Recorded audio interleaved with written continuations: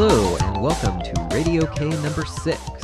If you don't know what this show is about, go to Radio K number 1 and listen to the introduction. This time out, we're covering a couple more pieces of interactive fiction from 2004. The first segment was actually recorded a few months ago, and is about Blue Chairs by Chris Klimas. Blue Chairs took second place in the 04 comp and won the top 3 awards in the Zizzies that year. Best Game, Best Writing, and Best Story. And discussing it with me is a new guest, Catherine Moriarty.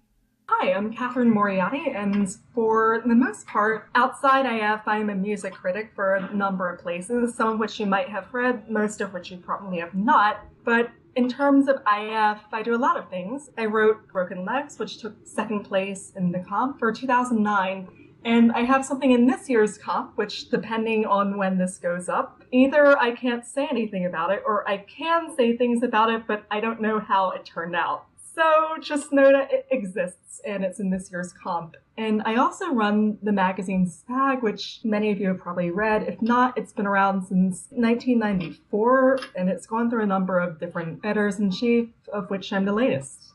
All right, so I want to start off by talking about what kind of game this is. As I speak these words, I don't know in what order these segments will be released, but the last 2 segments I recorded for this show were about Risorgimento Represso and The Dreamhold. And those games are both about wizards. One has sort of a droll prose style, and the other is precise and austere. And in those segments, we talked about how both the genre and the styles had a long tradition in IF dating back to the Infocom days, and even before that. Blue Chairs, on the other hand, starts off with this ostentatiously contemporary voice, with descriptions like, sure, you're used to piece of shit architecture, you live in Dundalk for Christ's sake, but this place will be receiving some kind of award from you by the end of the night. There's totally unimportant crap strewn all over the place. Story-wise, you're at a college house party, and the only thing you can do if you want the story to continue is to buy some mystery drug from a seedy guy you've never met and chug it. After that, you spend the rest of the game first poking around the party in an altered state, and then in a full-on symbolic dreamscape. But the thing is, this sort of thing is part of a tradition in IF as well. I'm talking about games like Stick It to the Man, An Apple from Nowhere, The Trip, by authors like Brendan Barnwell and Cameron Wilkin. But those games tended to finish in the comp like 33rd place, 37th place, 40th place, but this one came in second, and won all the big Zizzy awards. And other than not crashing as much, it didn't actually seem to me to be radically different from its predecessors. When I first got into IF, it was partly via Bath's Guide to Interactive Fiction, a large independent guide which has largely been supplanted, I think, by IFGB, but it listed IF games and sorted them by general categories. And one of the major categories is surreal. And that was sort of like what you went into. There was a lot of episodic games, a lot of possibly drug-induced games, just a lot of things that really followed their own kind of dream logic and were aiming to make some kind of allegorical point in the case of some of the higher ranked entries. But the second tradition it's continuing in is the whole genre of collegiate, again, highly drug-induced, going for a sort of nerd frat party vibe, which makes sense. In this case, it's right there at the beginning. The game indeed starts at this sort of party, and you begin taking drugs pretty much immediately. So yeah, it starts out as one thing and then turns into the surreal atmosphere that's familiar to a lot of IF players and possibly is higher regarded. And that might have changed, but at least back then it certainly was. Now, you mentioned the nerd frat party genre as separate from the surreal trippy games, and I'm used to seeing those two things together, so what would be an example of one of those types of games without the trippy elements? You had things like Kissing the Buddha's Feet. Oh, right, by Leon Lin. Which was about a dude in college trying to study, and his terrible housemates are being terrible, and your job is just pretty much to get rid of them. And it's the same kind of characters. You've got the overly drunken lump of a dude, you've got this trivia enthusiast who follows you around just being himself, which is enough to drive you up the wall. And you just have all these stock college characters, and So, from my point of view, that seemed to be yet another pretty solidified category of games. Okay, yeah, fair enough. So, since we've started up in the attic, I guess we might as well just go through this game in order. So, you gulp down the crazy juice, and that takes you to the title screen, which is actually a montage with each page containing clouds of word fragments up top and a short paragraph in the bottom right corner. I thought this was actually pretty impressive. It was a cool effect. It didn't have quite as much an effect on me because it crashed two separate interpreters. Oh dear. By the time I got through it, I just wanted it to go away. Oh, that's too bad. The first paragraph in particular caught my attention. It goes like this. It seems like now would be an excellent time to reflect on why you, once a consistently above average student full of ambition and love, just bought an unknown but almost certainly illegal substance from a stranger and drank it without a second thought. I remember getting to that part and it's like, you're making a big deal out of drinking something, which is something that happens to people every day. It's going to be fine. It's going to be all right.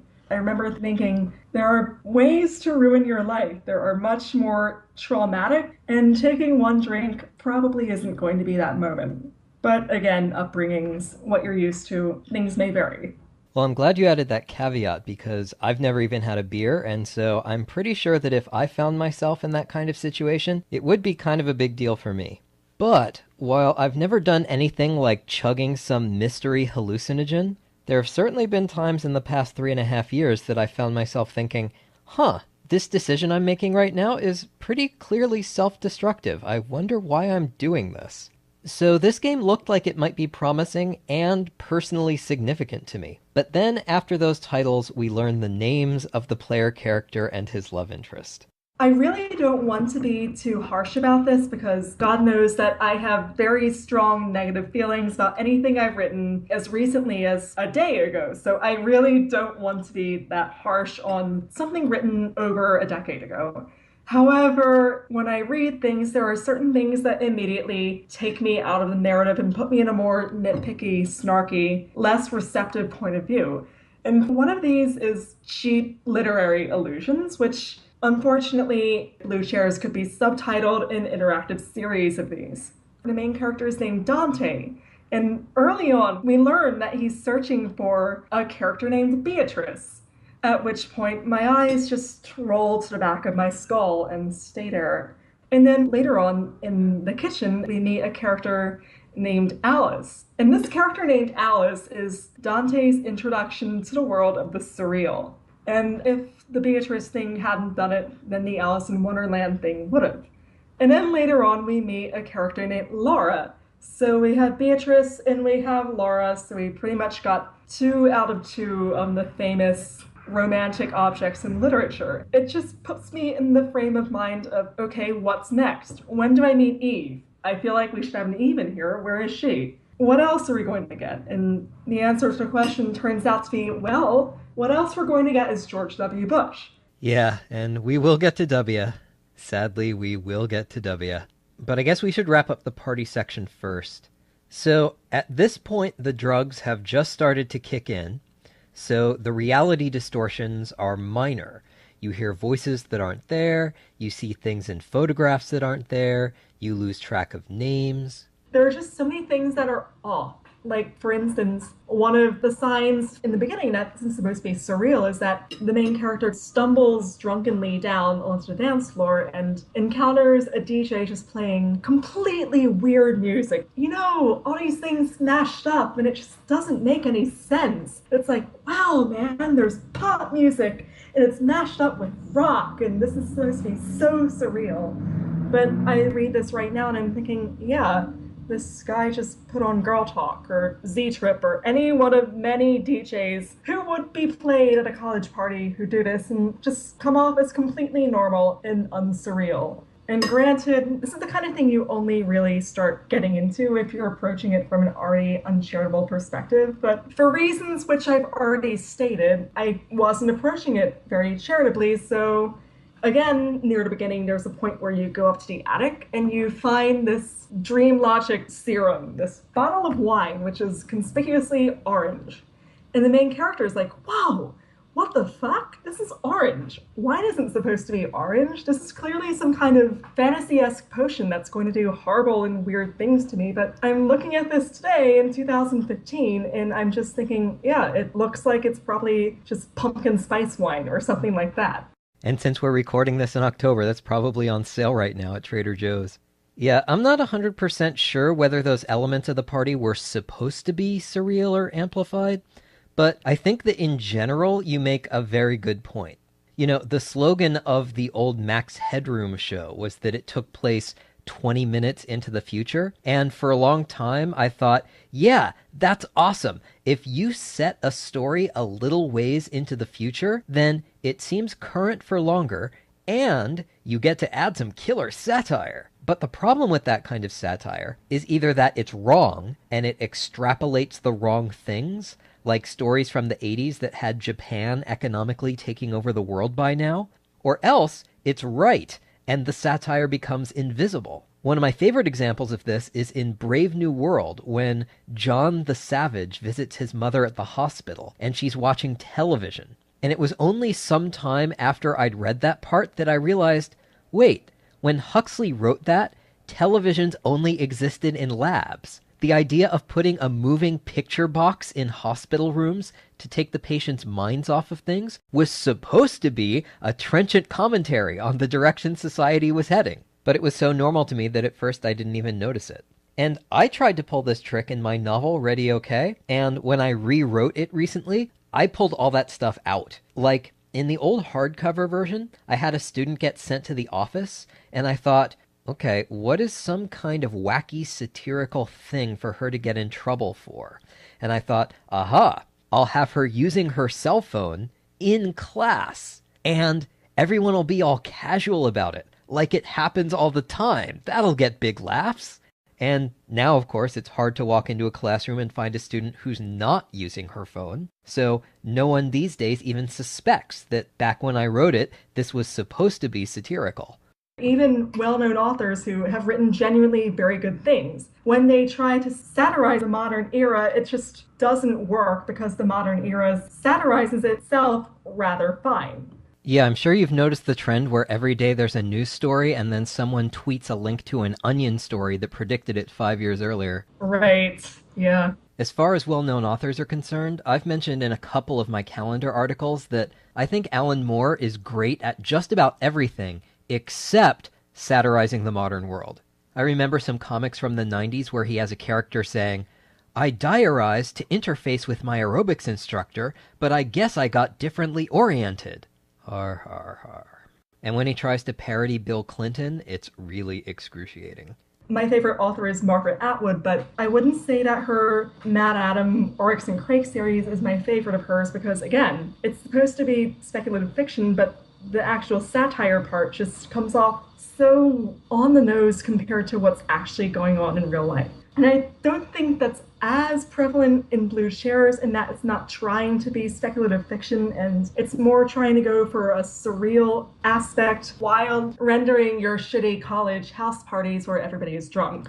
Well, let's continue with the party and then we'll move on to the surrealism. So, when I first discovered the online interactive fiction community, the first games I downloaded were Curses, Jigsaw, and Christminster. And I thought, it seems the IF world is dominated by reserved British professors. Well, I want to try writing stuff with a very different voice. And I sort of got the sense that Chris Klimas was coming from the same place. Very early on, you can pull up a pretty contemptuous rant about underground empires and trolls and treasures, so it seems like this contemporary party setting was a way for him to reject all that. And yet, this doesn't seem to be the player character's usual milieu. He seems to be an outsider, and he's very dismissive of most of the other people at the party. It seemed like each turn was messing with my sense of how much I related to this guy. I mean, this will be the least surprising thing you've ever heard,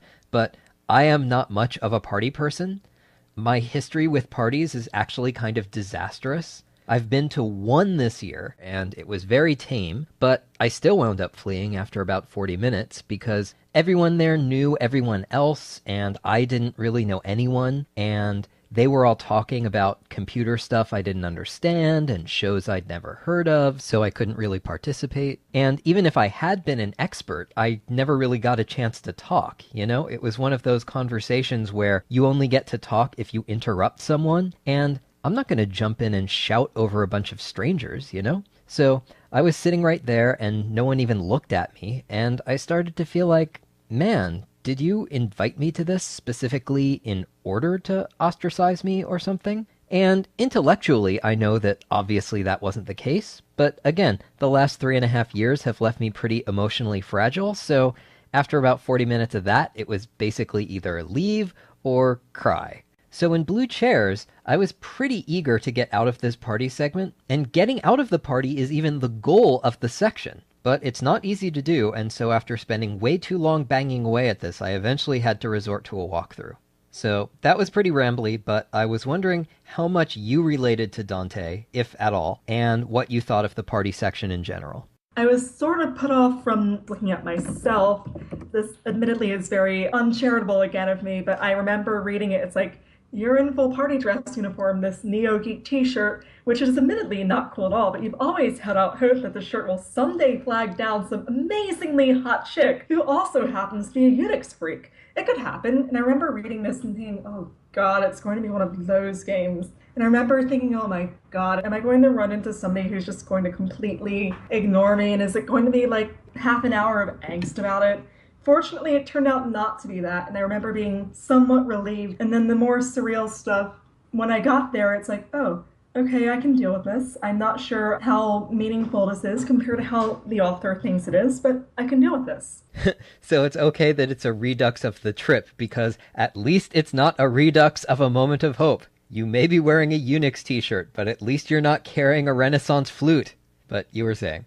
When I was in college, I really hadn't gone to very many parties at all in high school, but I'd gotten to college, I had gotten really into journalism, and the joke around campus was that the journalism crowd functioned very much like a fraternity did, which A, it didn't, but B, it sort of did. So I ended up at all these parties, which some went well, many went poorly, and they were all very much like what is described. You're there, you maybe know a couple people, but if you don't, you're more or less wandering around trying to do something, and if you don't feel comfortable, you end up just drinking things to just take the edge off the social anxiety, which is a common accepted thing, and it doesn't turn out disastrous in this case. It just turns out you end up experiencing this story, and I just remember going through this and thinking, one, this isn't very uncommon, and two, even the feelings of feeling like an outsider as portrayed here aren't that unusual either. A fairly popular song right now is about being at a party much like this one and feeling very uncomfortable, just hating the entire experience of being here.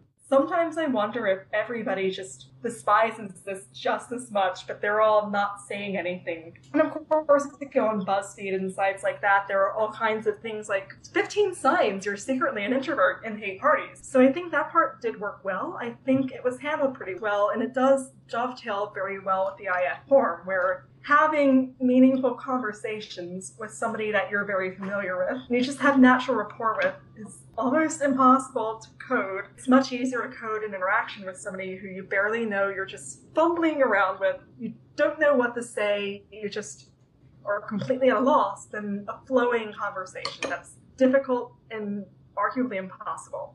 That's very interesting. I've never heard it put in quite that way, but you're totally right. When I'm trying to get to know a new person, I do sort of feel like I'm alternating ask commands and tell commands. And in Blue Chairs, you do eventually meet a new person at this party, and that person is Chris Klimas. So yeah, it's one of those, and somewhere John Byrne is shedding a happy tear. But yes, the author is the one who ends up giving you a ride, but when you get into his car, that's when the game really shifts into dreamscape mode. And why don't you take it from here? You are walking through the desert and you don't know where you are, but you know that your wife, Laura, is going to be very worried about you. A couple turns in, you encounter some reporters asking some very specific questions, and it becomes incredibly clear that you are, in fact, George W. Bush. You are George W. Bush. That moment just struck me as very odd, considering that there's been no evidence up to this point that the main character has any political thoughts whatsoever, let alone strong feelings about Bush. It just seems like there should have been a payoff that, at least in my playthrough, never quite came. I was incredibly curious to hear your thoughts on that. Well, there's one thought that just occurred to me now, which is that earlier I was talking about how this is like a Brendan Barnwell game, but this segment in particular reminds me of someone else, and that's Mikko Vuorinen, also known as Dilbon. He wrote a handful of games back in the day. One of them was called King Arthur's Night Out, in which you're King Arthur, carrying the legendary sword Excalibur, but all you do with Excalibur is use it like a yardstick to dig something out from under the bed. And he had another one called The Adventures of the President of the United States, in which you are the president, and this is from 2003, so I guess theoretically you're George W. Bush in that one too. But all you really do as the president is get chased around by a bear. Now, this middle section of blue chairs isn't quite as goofy, except for the fact that you are George W. Bush for no reason. Instead of being goofy, I guess it's supposed to be a big character moment, as you find statues of the various characters in the game and have to mark them with signs with the correct slogans on them, like in a Price is Right game. I don't necessarily think that it's the best design choice to have such a very personally symbolic choice be the same kind of puzzle as your whole, oh, the red gem goes into the red receptacle and the blue gem goes into the blue receptacle. And I don't necessarily think it was the best idea to have it so early before you even know who most of these characters are in the grand scheme of things. Yeah, I think you're exactly right about that. We've interacted with these characters for like 3 turns each. The idea that I'm supposed to offer insightful commentary on their inmost psyches is kinda silly. But again, you've offered the caveat that the game had left you predisposed to pick at it, and while that moment came later for me, by this point, I had reached that moment. The Bush reveal was part of it, but really, once I saw I was in a dreamscape, that was pretty much that. You know, on my site, I have a list of evaluative patterns, and one of them is that dream logic is the enemy of narrative. And the sorts of symbolic dreams that you see on sitcoms and whatnot are the worst. I mean, I don't know about you, but I don't have symbolic dreams. My dreams are either random or else they're totally straightforward. Like in waking life, I'm thinking about applying to grad school, and then I dream that, hey, I'm in grad school. That's one of the reasons why in my game Narcolepsy, which has a lot of dream sequences, I didn't tell the people who contributed those dream sequences anything about the game. I wanted to make sure the dreams would be random. Symbolic dreams seem to me to be just an artifact of storytelling. I'm pretty sure the current consensus is that it's pretty much the brain's way of processing whatever it is that you've been taking in for whatever amount of time you've been conscious for. And in my experience, I've kept an on and off dream journal since 2007, and that's very much been the case. It's been very much this kind of parallel running version of my life, except a much more immediate version, a much more fraught version. Oh yeah, I think I know what you mean. I've had dreams about having total emotional meltdowns over things, and then years later, those things have actually happened in real life, and in real life, I've just been like, meh. And actually, the one exception to my I hate dream stories rule is Mulholland Drive. But the thing is, even in that case, I'm only really crazy about the middle part, when there's nothing that's really surreal or illogical. It's sort of like turning up the saturation of a picture in Photoshop, only the narrative equivalent of that. By the way, bringing up Mulholland Drive isn't really an accident because several reviews at the time specifically compared it to that, so it was a major talking point. Personally, I don't really necessarily feel it's invalid as a means of storytelling. I do find that it can work really well in illustrating a character's actual anxieties or preoccupations or just subconscious. But in this case, I'm not quite sure that happened.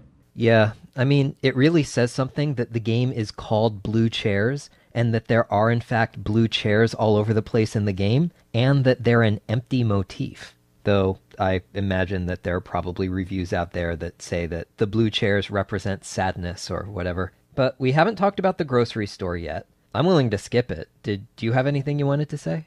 The whole grocery store section just struck me as a very artificial construct supporting subject matter that A, didn't seem to fit with it, and B, didn't lend it any more interest. It's like, oh, this grocery store is actually about this child's horrible childhood. I don't know anything about her. I don't know who she is or where she fits into the story as a whole. Maybe she's secretly George W. Bush. I don't know.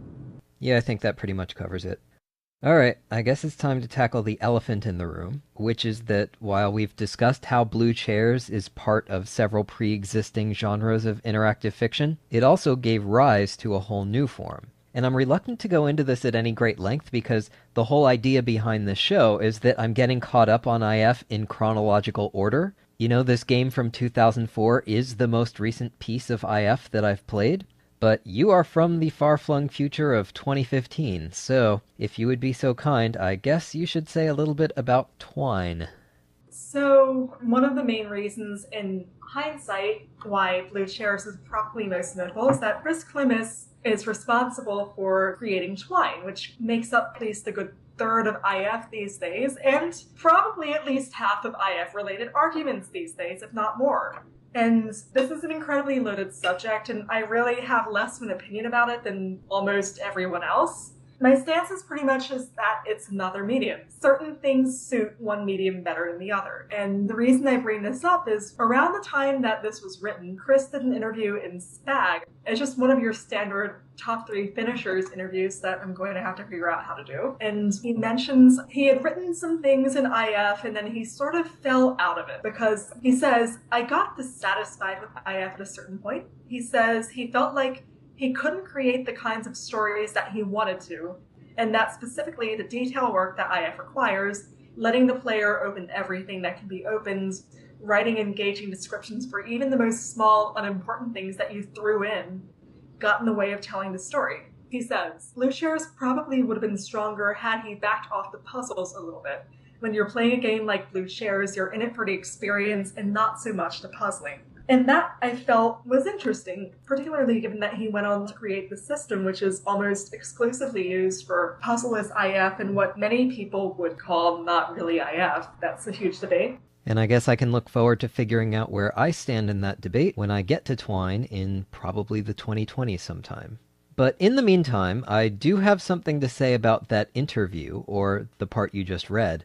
I totally get where he's coming from in talking about how static fiction offers you the luxury of just mentioning a couple of telling details about a location and moving on.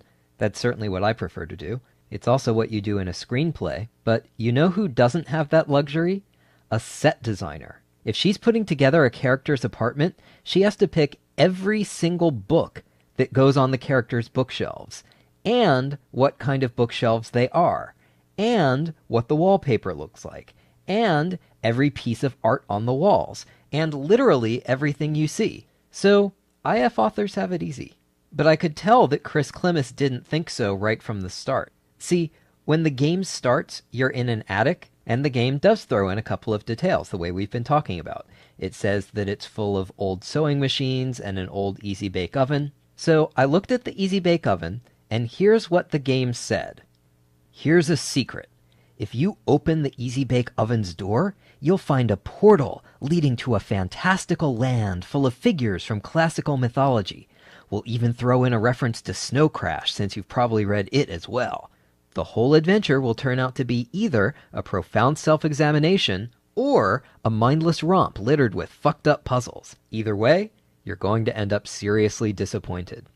Have a little faith in authorial intent and leave the Easy Bake Oven alone, okay? And it's like, A, sorry. And B, if you're gonna throw a tantrum like that, you know what the one thing you can't do after that is? You cannot make me have to search the attic in order to proceed in the game, which Blue Chairs does. That is a serious dick move. You don't get to yell at me for not getting into the spirit of your magnum opus, and then make me do the thing you just yelled at me for. I could be wrong. It seems like either it was written very early or it was written very late in response to a tester thing. It has to be one or the other. Yeah, that's a good call. I bet you're right. IF is a medium where the principles of being a good writer and the principles of being a good game designer really come up against each other because as a good writer, anything is fair game as long as it can make a point in the greater whole. As a game designer, if you include something that it has to have a meaning, it has to be important, otherwise it's going to mislead players. So detention comes where if you're implementing something, you have to implement it all the way. And if you're implementing it all the way, it has to be meaningful in the whole. Otherwise, it's just this very elaborate set piece, which turns out to be pointless. So it's very interesting. It's frustrating for both parties. And at pessimistic times, I feel like nobody can win. I'm not always that pessimistic, but it's a real concern. Well then, I will step into an unaccustomed role and be the optimist here. I don't think this is all that insoluble. Then again, I have no objection to elaborate set pieces that turn out to be pointless. My game Endless Nameless is full of them. Like, there's a library where you can read all the books, and there's a casino game, and they're in there for thematic reasons, but you can get to every ending without ever setting foot in the library. It's just there to be there. As far as the Easy Bake Oven is concerned, I don't see the issue. This game was written in Inform 6, so just add a default response to your before block that says you're not going to mess with the oven in the middle of a drug deal. It takes 10 seconds to code. And it signals to the player very clearly that in this scene, it's just scenery, but that in later scenes, searching the attic might be important. And yeah, once the drug deal is over, you'll need a different message if you still want to steer people away from the oven, but it's easy enough to come up with a different default response, like, you're not that desperate for entertainment, or something like that. And if the testers complain that, hey, if you put an Easy Bake Oven in your game, I have to be able to bake a cake in it, you tell them, no you don't. And if they continue to cry about it, you tell them that life is a vale of tears.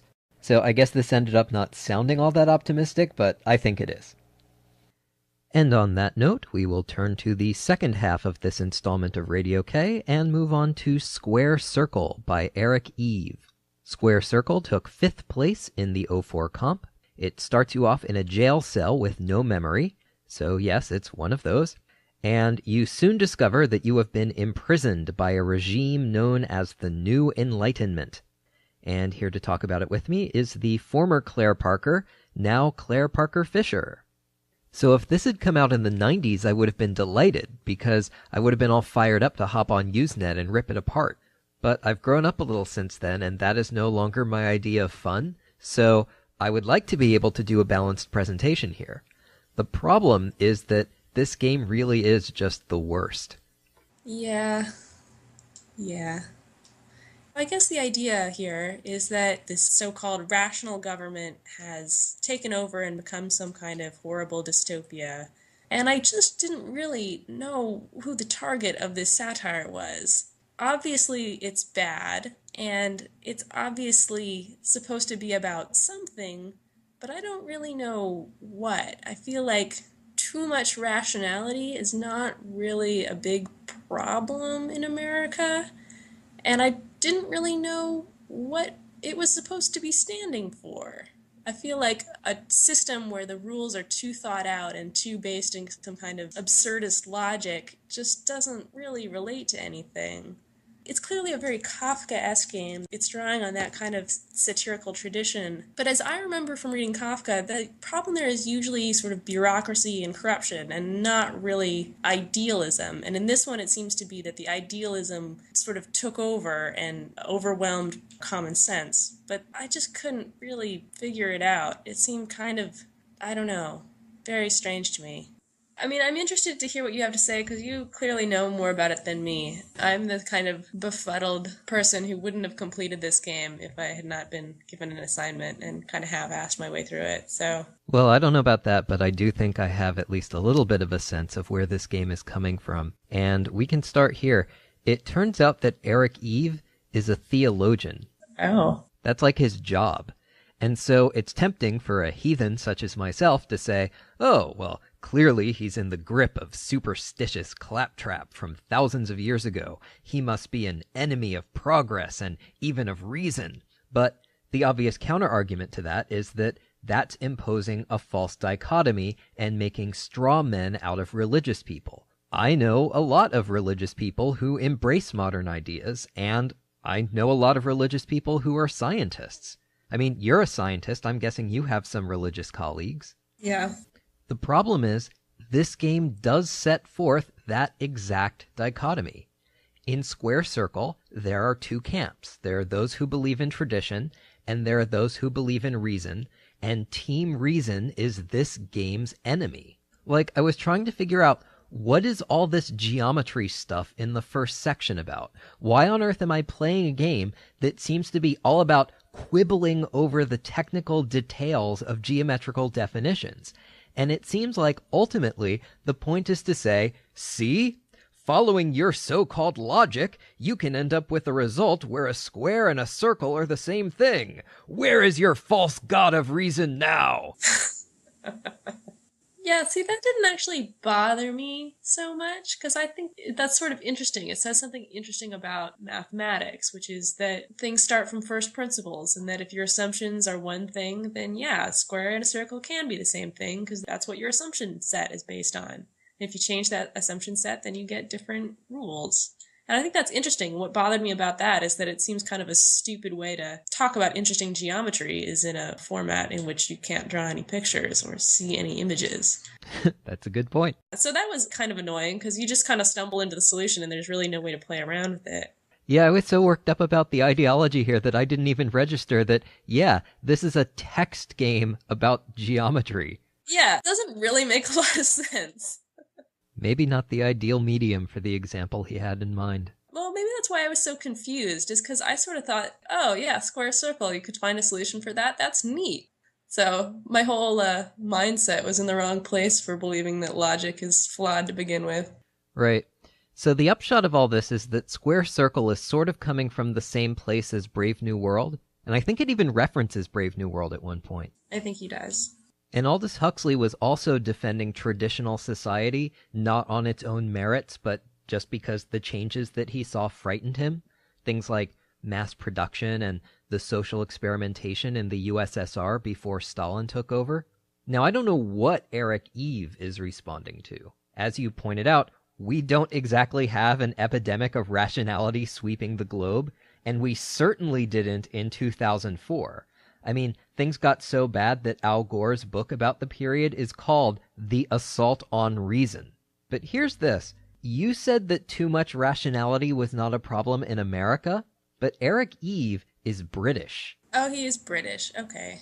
And it does seem like Square Circle is a very anti-American game, not in terms of the 21st century, but in terms of the 18th century, when we got rid of traditions like the monarchy and the aristocracy and the established church, and we drew up a new government from first principles that derived from Enlightenment thinking.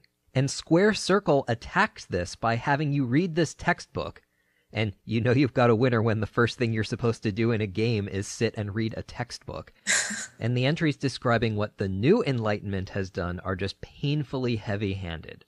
Like, the textbook says that to base criminal justice on reasoning that is as sound as geometry, trials have been replaced. And it says that in the new system, the judge simply asks, "Are you innocent?" If the accused answers no, the judge accepts the confession of guilt and pronounces the sentence due to any self-confessed criminal. If the accused answers yes, then the judge passes sentence for perjury, since it is clear that there is no such thing as a wholly innocent person. If the person declines to answer either yes or no, they are convicted and sentenced for contempt of court. Now, that is really bad satire. And it's so bad that I got to wondering, what would be an example of good satire? Is there one?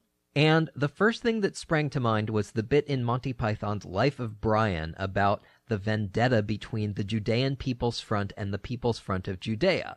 And what makes that good is that it satirizes a real phenomenon, which is how revolutionary movements succumb to infighting before they ever get anywhere. You know, you look at your ballot and you've got the Communist Party and the Marxist-Leninist Party and the Socialist Workers' Party, and their only concern is feuding with each other, rather than actually banding together to fight the power structure. But this isn't what Square Circle is doing. Square Circle is like trying to satirize the environmental movement by writing a story about trees crashing into millions of people's bedrooms and killing them in their sleep. And then when you object that that's not actually happening, the author says, "But it could. See? Trees are bad, and therefore deforestation is A-okay." I mean, where Square Circle is concerned, we're talking about an author who apparently thinks that a good way to satirize a set of ideas he doesn't believe in is to write a game in which the chief proponent of those ideas is named Professor Dunderhead. Yep. I got to the Professor Dunderhead part and I was like, wow, it's subtle, but I suspect that the author may be hinting that he disagrees with this character's worldview. Yeah. And then it gets worse. You go into the government office and you meet this woman who believes in the New Enlightenment, and she has short hair, and she says things like, "I don't indulge in anything as irrational as fun, ever." And her name is revealed to be P-H-R-Y-J-I-D. Her name is Frigid. Yeah. And the idea that because the woman deviates from a traditional gendered appearance and because she is not sexually available to the protagonist, that makes her dystopian, that's bad enough. But the idea that naming her Frigid is clever, that's where the author really crosses the line. It's like that old Seinfeld episode where Jerry is mad because his dentist converted to Judaism just so that he could make Jewish jokes, and someone asks him, "And this offends you as a Jewish person?" And Jerry replies, "No, it offends me as a comedian." Frigid. Come on, do better. And of course, it actually does offend me as more than just a comedian. I mean, ultimately, I do scoff at holding up tradition as an inherent good. If you believe that, go do math in Roman numerals. Yeah. It's sort of interesting. I mean, I guess the reason I had a hard time figuring out the target was that it seems like such an alien opinion to think, well, rationality itself must be inherently wrong or problematic. I mean, who thinks that? That's just, obviously, I guess somebody does, but nobody actually says that that's what they think. Yeah, I'm not so sure about that. I mean, this game is from 2004, and back in 2004, Bush's campaign managers were crowing to the New York Times about how there's a faith-based community and a reality-based community, and all of us coastal elites in the reality-based community are losers. Well, I don't know that it's that simple. I mean, people don't think of themselves as being irrational human beings. I don't think it's as simple as saying, those idiots in the middle of the country, because they're not all morons for having some beliefs that are not based in science and logic. Well, I think that as with most things, it's a spectrum. I think there are a lot of people like you describe who do hold some beliefs that seem crazy to me, but who also think that religion has its place and science has its place and political theory has its place, and that they can all coexist.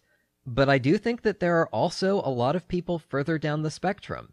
And not just in the middle of the country either. It's every geographical area, every age group, every income bracket, every gender, every ethnicity. But there are tens of millions of people, just in the US, let alone the rest of the world, who do in fact think that math is fuzzy and science is a hoax and the Bible is all we need. Science isn't really inherently good either. And I say this as a scientist and a rationalist, but it's not like there aren't people like eugenicists who are acting from a tradition of reason towards really horrendous ends that are also really faith-based. You have this faith that certain traits are good and other traits should be eliminated. So back to the mathematical idea of first principles. You can't prove first principles. When you say a square is a shape that has 4 sides and the sides are of equal length and they're connected by equal angles, that's a definition. It's not something you can prove. So everybody has their sort of first principles, and where those first principles come from is kind of important. So I think even science-focused people, we have sort of first principles in what we want, and those aren't logically derived. I think this sort of dividing into camps of us versus them, it's easy and natural, and sometimes I feel very strongly that I fall into one camp or another, but I'm trying not to do that so much anymore because I don't think it's very helpful, mostly. And I think everybody is a little bit irrational, and that's kind of at the core of being. So I guess I would say I want a rational society, and I'm on the side of reason, but you can go too far in that direction. Too far in the direction of believing that you're rational and not embracing the fact that everybody is a little bit irrational just for being human. Well, that is something I can totally agree with. I mean, we're seeing just in this campaign season how much of our political discourse, whether it's about guns or terrorism or immigration or whatever, is based not on reason, but on things like fear, on physiological stress reactions, on feelings we've inherited because they've proven useful in saving our ancestors from predators and stuff like that. But obviously I don't need to tell you, because this is what you study. I'm teaching this class next semester, and I'm rereading a lot of these books that I've already read to be prepared for it. And one of them that I'm reading is all about baboons and baboon behavior. And really deep down, we're all kind of insane, xenophobic, sex-crazed psychotics with short-term planning skills at best. Perhaps even more relevant than the idea of there being predators out there is the fact that those other baboons sure do want to mate with your females and steal your food. Like, it's definitely a part of humanity and a part of being an animal. But I think, like, even at the core of it, even the good parts of humanity are also not really founded on any fundamental thing about the universe. Like, there's nothing fundamentally good about anything in the universe. Goodness comes from something that we subjectively bring. So me being helpful or nice or kind to another human being feels very good to me, but that's not a principle of the universe. The value of human life, there's nothing rational about that. That's just something that we fundamentally believe in a deep part of our primate animal brain, and I think you kind of have to embrace that. So I think the good irrationality and really terrible irrationality, they're both like lurking there, waiting to spring out at any moment, and you kind of have to be aware of that and not let yourself think like, I'm capable of being fully rational at all times, because nobody is, even if that's something you value.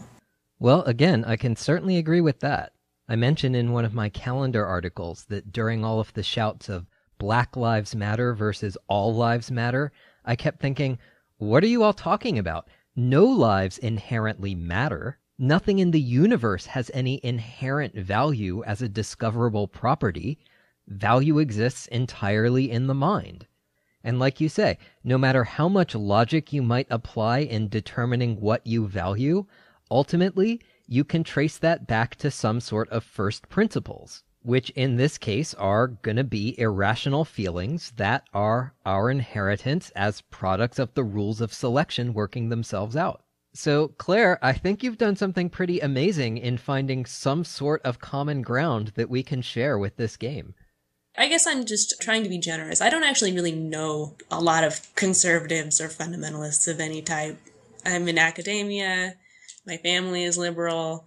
I don't really enjoy wandering out into the scary parts of the internet. So most of what I'm saying is me trying to be generous about human beings. Well, I think we've been more than generous enough about this game, because I don't want people to get the wrong idea here.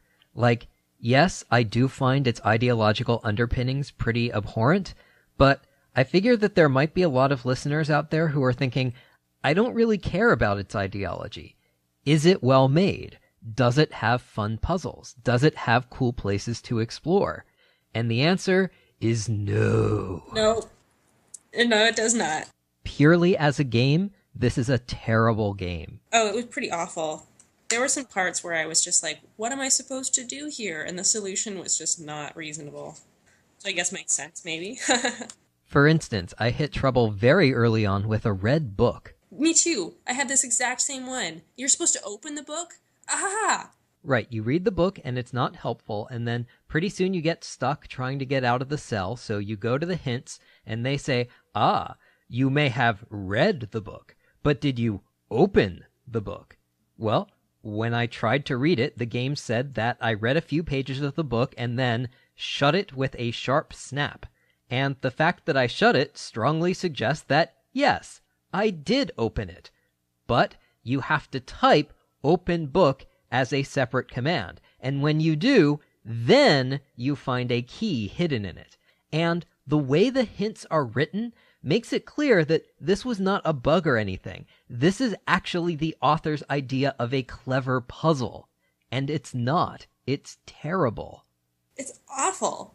It's just ridiculous. Of course you opened the book. I think the one that annoyed me most is that once you finally figured out that you have this hidden compartment in a book, then later on you need to hide an envelope, and you can't put it in the hidden book compartment. You have to put it under your hat. Why can't you put it in the hidden book compartment, which is clearly made for hiding things? Ugh, that was absurd. And then there are guess the verb puzzles, and you wanted to talk about the geography, right? It had like a very strange balance of what was going on. So you start in this very absurdist, abstract, Kafkaesque kind of prison, and then you escape into the world, and I guess you're supposed to like switch modes and accept this very absurd world as being somehow kind of plausible. That this is like some possibility of being an actual place and not a kind of absurdist literary device. I don't know. Yeah, IF does have a tradition of minimalism. You know, it's one way to avoid having to implement a lot of stuff. And now that you bring it up, I'm reminded of a game from 1998 called The City by Sam Barlow, which is also about finding yourself in a cell with no memory and with a very abstract set of spaces to navigate. And that game had its own problems, but as I recall, it did stay abstract the whole way through. And you're right, this does not. Even in more modern graphical games, if you're making kind of an indie game and you have limited numbers of things, you can get a lot of interesting meaning out of having things be really abstract and really not realistic. And then you have this kind of textural overlay of these books and notes and things that give you the theme. But then you leave, and you're in this countryside and it doesn't make any sense. Like, it starts out and you're just in one cell of this prison, and then you leave, and looking at the prison from the outside, it seems enormous, but there's only one entrance and it just leads to your cell. So that seems very surreal. There's a field with a pig, and you go see the pig, and why is there a pig? There's not really any clear reason. But then you eventually find yourself in this busy urban center, and nothing seems to fit together very well. And I wasn't sure if that was intentional, like, oh, these weird glimpses of scenes that make up a bigger theme, or whether it was just not very well implemented, and they didn't fit together because you just didn't really think about how geography works. I don't know. As soon as you leave the prison, I sort of lost most of my ability to pay a lot of attention to it, and just played the walkthrough. Well, even so, I'd say you went well beyond the Call of Duty on this one, so thanks. And that wraps it up for Radio K number 6. Thanks again to Claire Parker Fisher, and to my first guest, Catherine Moriarty. Thanks also to the authors of the games we covered, Chris Klimas and Eric Eve, and thank you for listening.